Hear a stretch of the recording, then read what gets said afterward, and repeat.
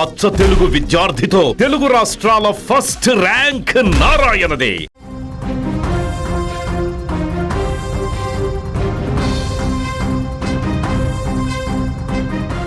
ఢిల్లీలోని ఇందిరాగాంధీ అంతర్జాతీయ విమానాశ్రయం ఒక్కసారిగా ఉలిక్కిపడింది. ప్రశాంతంగా ఉన్న వాతావరణం క్షణాల్లోనే భయానకంగా మారింది. ఆకాశం నుంచి పడగ విప్పిన తుఫాను హెచ్చరికలు లేకుండానే విరుచుకుపడింది. టెర్మినల్ 2 వద్ద అకస్మాత్తుగా వీచిన ఈదురుగాలులు విమానాశ్రయ సిబ్బందిని, ప్రయాణికులను తీవ్ర ఆందోళనకు గురిచేశాయి. వాతావరణం మారుతుందని ఎవరూ ఊహించలేదు, కానీ ప్రకృతి ప్రకోపం ఊహించని రీతిలో విరుచుకుపడింది.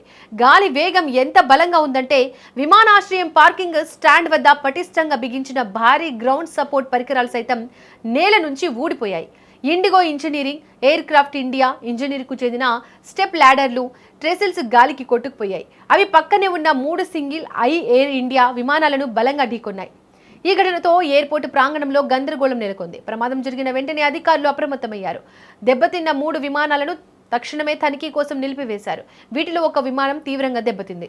దాన్ని రిపేర్ చేయడానికి చాలా సమయం పడుతుందని ఎయిర్పోర్టు వర్గాలు స్పష్టం చేశాయి. మిగిలిన 2 విమానాలకు వారం రోజుల్లోనే మరమ్మతులు చేసి తిరిగి సర్వీసుల్లోకి తీసుకొస్తామని భావిస్తున్నారు. రాజస్థాన్లో కూడా ఇటీవల ఇసుక తుఫాన్లు సడన్ గా రావడాన్ని మనం చూసాం.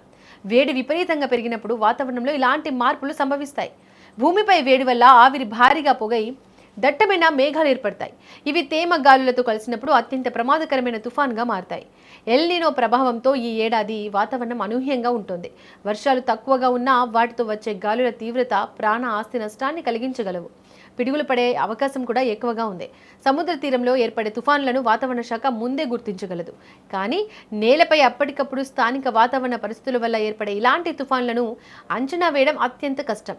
గాలి వేగం పెరిగినప్పుడు ఇవి భారీ విధ్వంసాన్ని సృష్టిస్తాయి. ఏపీ, తెలంగాణ రాష్ట్రాల్లో కూడా ఇలాంటి ముప్పు పొంచి ఉంది. ఉపరితలంపై అకస్మాత్తుగా ఏర్పడి వేగంగా అంతమయ్యే ఈ గాలులను తేలిగ్గా తీసుకోవద్దు. అజాగ్రత్తగా ఉంటే భారీ నష్టాన్ని ఎదుర్కోవాల్సి వస్తుంది.